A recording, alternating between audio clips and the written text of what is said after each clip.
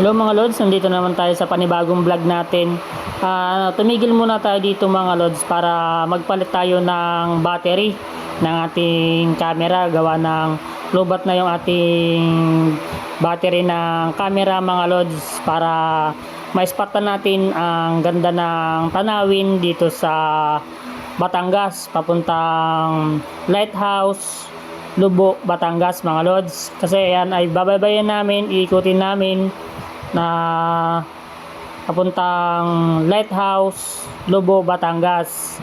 Patapos ng destination namin sa Lubo, Batangas mga Lods, susunod naman namin ay Monte Maria, yung malaking Mama Mary sa malapit na rin sa Batangas City.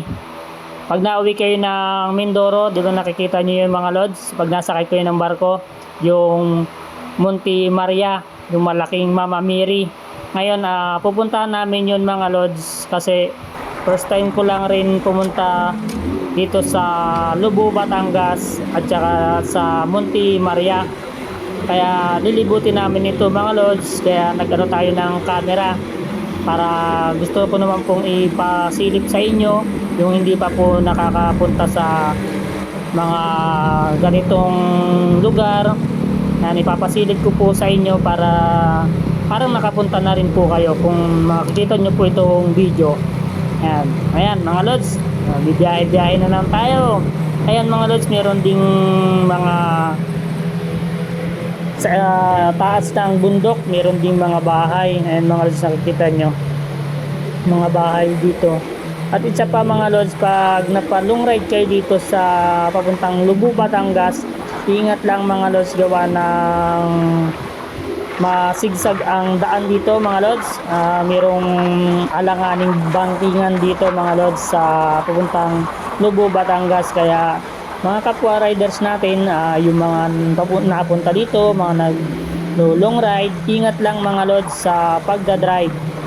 Kaya makikita nyo yung mga Lods, yung taas ng bundok na yan, yan daw po yung aming iikutin. Kasi ang ano nyan mga Lods, ang tagos nyan, yung bundok na yan mga Lods ay Batangas City na. Yan yan, yung lilibutin namin mga Lods. Yan, sana lagi nyo pong suportahan si Kamoto Bird Vlog. Yan, huwag po kayo magsawang suportahan si Kamoto Bird Vlog mga Lods.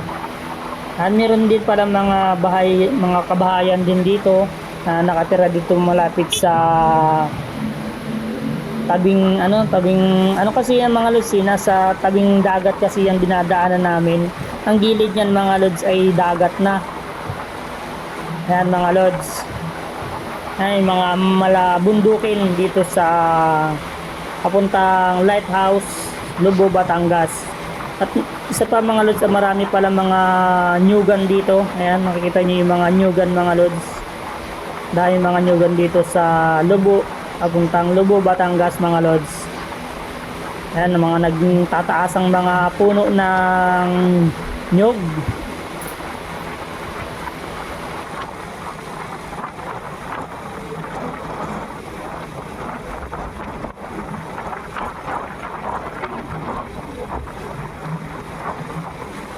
Na mga Lods, napakaganda ng daan dito. Yan. Kaya mga Lods, makikita nyo yung nasa gilid. Na yan, dagat na yan mga Lods. Ito naman, mga malabundukin talaga dito mga Lods pag napapunta kayo dito sa Lubo, Batangas. Ganda ng daan mga Lods. Talagang enjoy the long ride. Talagang ma-enjoy nyo ang long ride ninyo mga Lods pag sinubukan nyo dito sa Batangas papuntang Lighthouse at saka Monte Maria mga Lods. Talagang enjoy na enjoy ang inyong long ride. Sulit na sulit ang inyong biyahe mga Lods pag dito kayo pumunta sa Lubo, Batangas Lighthouse. Ayan mga Lods, meron ding kunting lubak-lubak yata mga Lods. Yan, pero pag naka Shipa tire ka mga Lods, bali wala yan, yung lubak-lubak na yan. Talagang subok na ang Shipa tire mga lods, lalo sa mga long ride, araw-araw na ginagamit mga lods, subok na yan. Hindi kayo magsisisi na naka Shipa tire kayo mga lods, hindi kayo bibiguin ng Shipa tire.